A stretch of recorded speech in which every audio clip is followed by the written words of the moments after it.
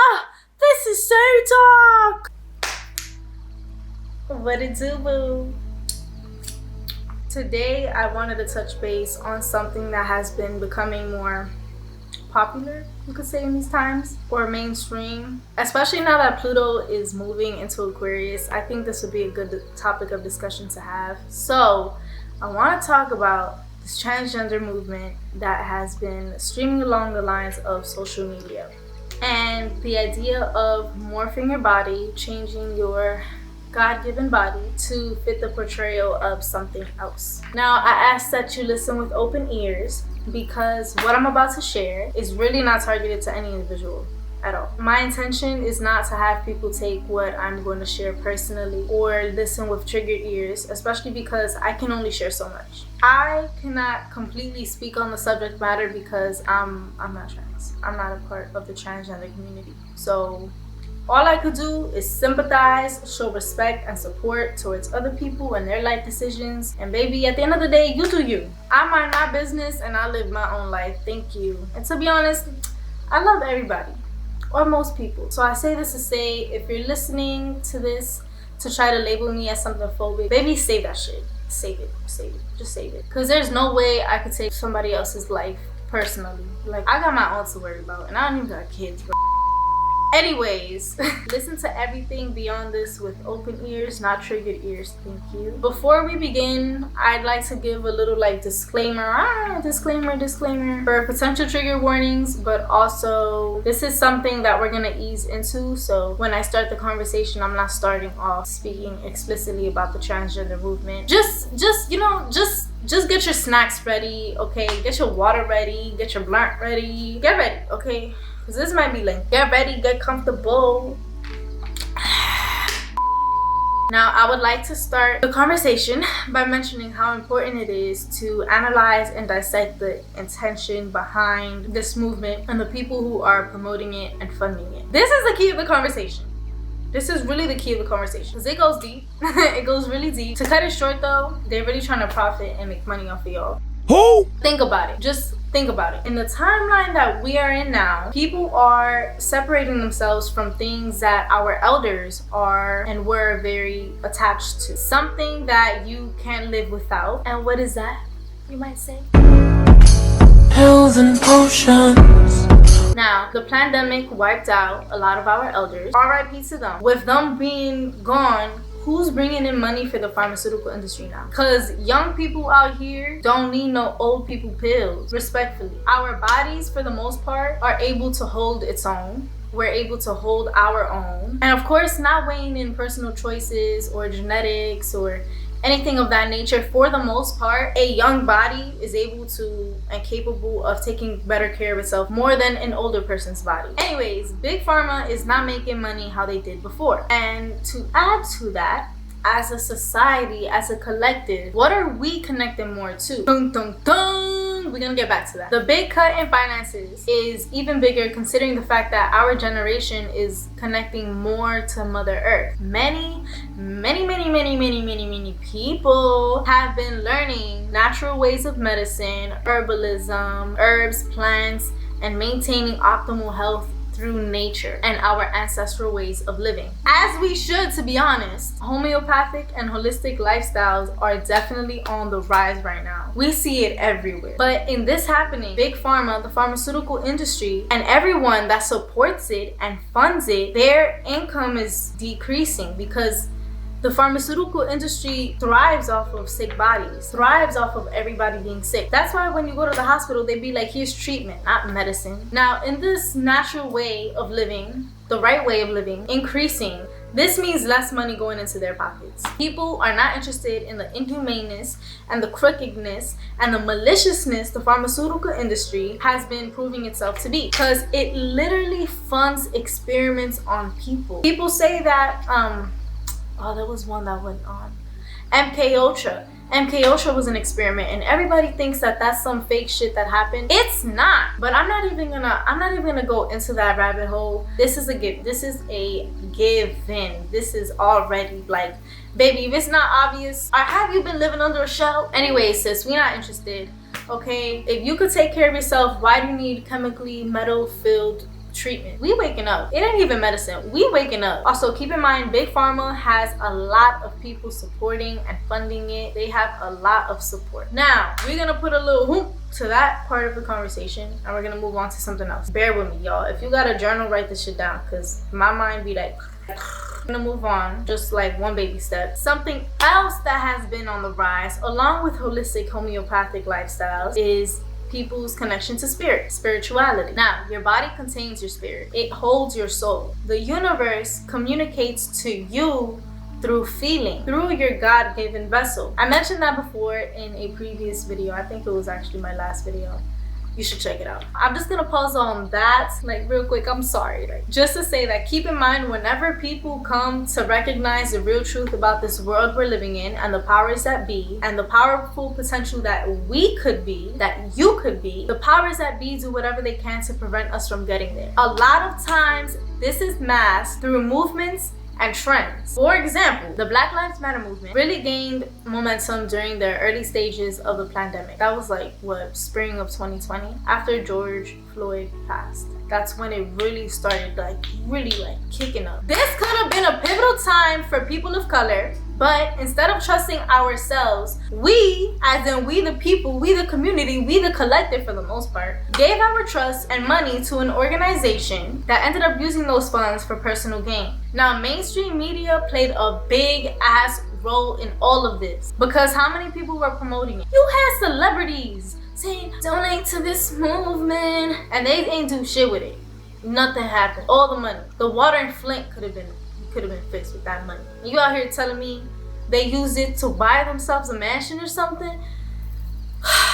That's not to say there has not been change, because baby, many of us have transformed like crazy in recognizing our power, our potential, our divinity, and all of that. But as a collective, look at where it got us in terms of the movement. You understand what I mean? Like I said, that's not to say change was not made, but those years could have been much more pivotal and much more transformative than it actually was. Continuing back to spirituality being on the rise. With Earth's vibrations shifting, our own vibrations are shifting with it. Now, the world's powers are aware of this. They are aware that not only Earth, but we are shifting into a vibration of love, peace, and enlightenment. Us shifting into that state of being, through baby steps of course, is us connecting more with nature, more with Mother Earth, and realizing yourself in the simple fact that you are magic. Your essence is magic. Realizing and stepping into this new perspective does require groundedness. Groundedness comes with having a strong sense of self, to be firm in knowing who you are and what your essence is. A lost sense of self, not being grounded, can make you very susceptible to a spiritual attack, a weaker aura, and confusion. Emphasis on confusion. You cannot have clarity, which is the opposite of confusion. You are not grounded and connected to self. You cannot be clear on what it is you want, who it is you are, how, what, when, where, the 5 W's in the how, if you are not grounded and connected to self. That is why also people always say find stillness in order to find the answer. I'm literally learning that right now. It's true. It is so true. This doesn't apply to everyone, but what I've noticed this movement, the mainstream media doing, is making people disconnect with their senses of self. It's really giving, who am I? Wait a minute. Who are you? And of course, we're constantly learning ourselves. That's a lifelong thing. Learning yourself, discovering who you are and your essence is a lifelong journey. And everyone's journey looks different. We are bound to fluctuate in that journey because, of course, we're human. And that's okay, because as you learn more about yourself, you connect more with your higher self, which is you in your truest form. If you notice, the target audience for the trans movement are people whose identities are vulnerable and ungrounded. That being people who are in their 20s and younger. Not only are we finding our footing in this world, but our bodies are maturing. We're figuring out what it means to be in this body at this time. We've got things to learn, unlearn, and experience. Our bodies are not fully developed until we're 24 years old. That being said, we are very vulnerable. Collectively, we are vulnerable and ungrounded because we are finding our footing in this world. Also, a big topic in the mainstream spiritual community are conversations in regards to feminine and masculine energy. And this is another conversation, but in people who do permanent procedures, I am genuinely curious to know what it means to be the opposite sex for someone who changes their sex. I ask that because I don't know from experience, but I watched an interview once done by Matt Walsh, if you know who that is, who pinned the root of it to the sexualization of one's body features and one's body parts. Well, this is one of the problems with this left-wing gender ideology, is that no one who espouses it can even tell you what these words mean. Like, what is a woman? Well, can you tell me what a woman is? No, I can't. Because it's not for me to say. Womanhood looks different for everybody. What do you define a woman as? An adult human female. And what does a female mean? Well, how that's do you define a female? someone with female reproductive organs.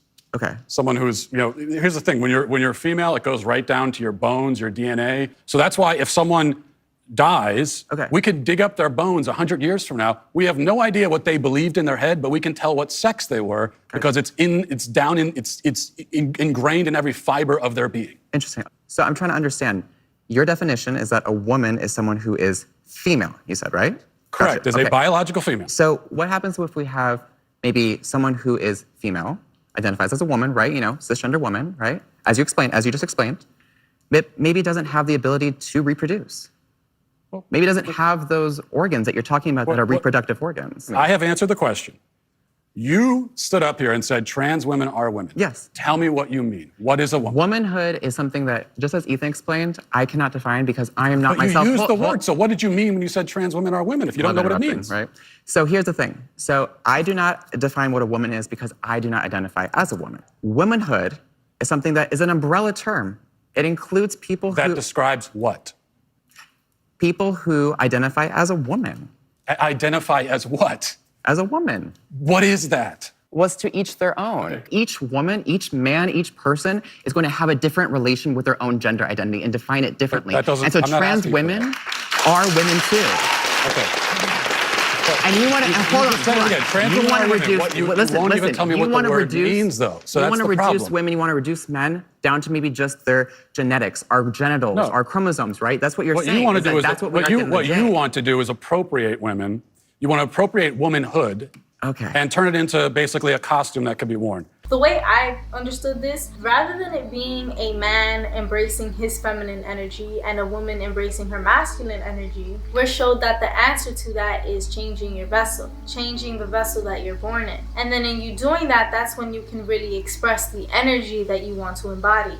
And that in itself made me curious about the media's role in this too, and trauma's role. How does trauma play a role into all of this? Matt Walsh came out with a documentary called What is a Woman? And it highlighted so much about where people's mindsets really are in this, and how dangerous it is to have the people in power stay in the position of power that they are in. What is a woman?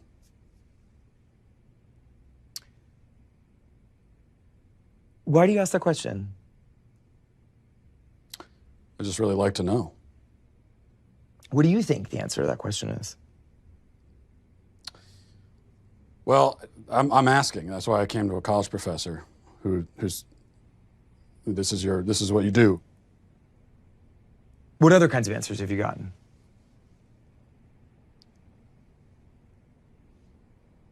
A lot of like this, where you're not answering, and I've gotten a lot of that. So I think it's interesting that you say that some of the people you've interviewed have been reluctant to answer it, and I think that has a lot to do with the questions that preceded it, and the way that you've conducted yourself in the interview. How have I conducted myself? How do you think you've conducted yourself? You just really don't want to answer the questions, do you? I came today very willing and enthusiastic about answering questions about women's and gender sexuality studies, which is the work that I do. You wanted to answer questions about women's studies, and so shouldn't the first answer you should be able to provide is what exactly is a woman? Well, for me, it's actually a really simple answer, and that's a person who identifies as a woman. But what are they identifying as? As a woman. But what is that? As a woman. Do you know what a circular definition is? I do. It's sort of like what you're doing right now, where a woman is a woman. Mm-hmm. Well, because you're seeking what we would call in my field of work an essentialist definition of gender. I think it sounds like you would like me to give you a set of biological or cultural characteristics that are associated with one gender or the other. I'm not seeking any type of definition. I'm just seeking a definition. Yeah, and I gave you one. Watching things like this really made me question the foundation and the solidness in the foundation of these people. To have a solid foundation is to be knowledgeable and be able to have an answer for the concept, the idea. And watching this just clarified the movement and people's intentions for others. This industry and many others benefit from people lacking that groundedness in knowing self. Because in you doing so, you'd be able to see beyond all the bullshit. But in you not doing so, in you not being able to see clearly and objectively what is going on, you're increasing their revenue. OD, like you really increasing their you really putting money in their pocket. Do you know how much money you make other people by not having a clear sense of self, by not actually knowing who you are? And I'm not saying that to question where you are in your journey, but if you are, think about it. Nor am I saying that you either go down this path or that one, or that everybody that feels this way about themselves aligns with what I'm saying and what I'm about to say. I don't speak for everyone. But what I am saying is that changes bring money in for people. Whether it's tangible, materialistic, electronic, shit, even my time. Me scrolling on my phone, me scrolling on Instagram and TikTok brings in money for people. But it's different when it comes to this movement because the changes are different. Like when it comes to taking hormones or having gender affirming surgery and the bags, the money needed to maintain this type of lifestyle. Doing that is not like changing your wardrobe. And I'm not saying that to insinuate that that's everyone's experience or that everybody takes that path. I'm saying that to express a serious reality of the situation in terms of people filling in the decrease in revenue for Big Pharma and others are undergoing. Society treats this like it's some wardrobe change. I am releasing this statement on behalf of the Rainbow Redemption Project, of which I am the president and founder. I am compelled to speak out against the celebration of LGBTQ History Month within Miami-Dade County Public Schools. As an ex-transgender former student who was mentally, emotionally, and physiologically damaged by such policies only a few years ago, I believe this decision will cause unintended harm. Please read my full statement to board member Ms. Lucia Baez-Geller, the sponsor of item H11, and I have also copied all of you in the email, in order to understand the full scope of my position. This statement further details my experiences in the Miami-Dade County Public School system and the clear violation of policies 2240 and 2260 present in this biased History Month proposal. In 2014, a gender therapist instructed our freshman class that gender and sexuality were on a spectrum and directly encouraged us to self-identify and explore our feelings. Shortly after, I began to identify as gay and struggled inwardly with gender dysphoria. Yes, we go through phases. We be emo, we be rock, we be anime, but nothing is as grave as this. Even though it can be empowering for some people, as it should be, the media does not advertise the reality of what it could be for so many people's lives because their intention is to profit off of you and keep you in a lower, ungrounded state of being. There's an Instagram account that just started posting the realities of undergoing such procedures and how in doing so, they became a slave to Big Pharma because they need to work in order to pay for this lifestyle. Old people pills are not in use, but hormones are, which you pay for either through insurance or out of pocket. They don't actually care about you, just your money. And any medication that you take causes you to be dependent. I was talking to a friend about this and she mentioned how the system set in place is also meant to keep queer people poor because you gotta work to maintain the lifestyle. The checks, the things you work for will be put to use in order to maintain your body. Even reversing the changes caused will put smiles in their pockets. Simply maintaining this part of your life will use so much of your energy. You're dedicating a lot to altering your body and its energy field. I say that mainly in terms of hormones and surgeries and like real permanent procedures that one takes.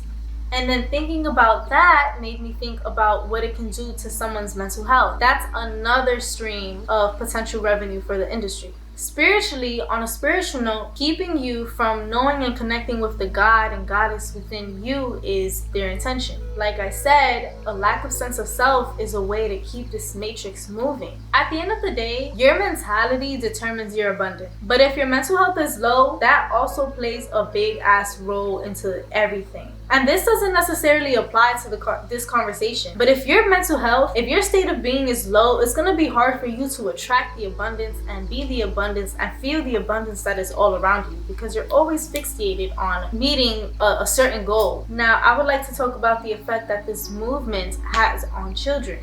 And also people around my age. I'm 20 right now. This shit is being introduced to children. And this is where it gets me mad, if I'm being honest. Because why? Children are literally figuring out the world. Just learning the basis of who they are, their surroundings. And y'all out here telling them, oh, you got a chocha, but you could be a boy. And vice versa. In the mind of a child, do you think they will actually understand? Do you think children will have a clear sense of self when you introduce a trans agenda and then tell them that they can, should, or are free to involve themselves in it? A child, someone who is barely learning their colors and beginning to learn math and how to read. I'm not undermining children, but that's a hell no for me. You wouldn't give children drugs, alcohol, let them get a tattoo, let them vote, but it's okay to promote hormone or puberty blockers that interfere with their growth and causes so much damage. I would also like to mention that the original name for puberty blockers is actually chemical castration. Chemical castration was used for pedophiles in order to prevent them from abusing children. But doing that is okay. Yeah, it's a big red flag. It's giving delusion and mental illness upon the masses of people that actually agree with this. What this is doing is promoting confusion. And to be honest, this is not a conversation that children should be involved in at all. But to the industries, it's an opportunity to make more money and exploit children, even sexually with everything going on. Though children are unfortunately exploited regardless. But I mention this because this agenda is just another path to get to that exploitation. Now, baby, I'm here for the expression of self and the loving and all of that on self. I'm here for it, okay? Don't think that I'm not. I'm here to see people serve looks, feel themselves out, feel yourself, baby, feel your essence as you should. You better dress the fuck up. But respectfully, to want to be anything you are not is body dysmorphia. A refusal to accept self at its core, not body dysphoria. And before somebody lets themselves get triggered, if I haven't already, that comment applies to everybody, not only the trans topic that I'm talking about now. Anyways, thank you for listening with an open ear about this, but I just wanted to expand your mind and get you thinking on certain things just a little bit, because it's really sad to see the system do whatever it can to take advantage of people. Now, obviously, this doesn't apply to everybody, but I did want to put in my little 2 cents on the collective and how this is affecting the collective people. So if you have any comments, I would like to hear your perspective on this, respectfully. Thank you for listening. I hope you have a wonderful day. Better slay the day. Also, if you're interested, I'll link down the Instagram that I mentioned in the video previously, and also Matt Walsh's YouTube channel if you would like to check him out. His work. Thank you. Bless up, and I'll see you another time.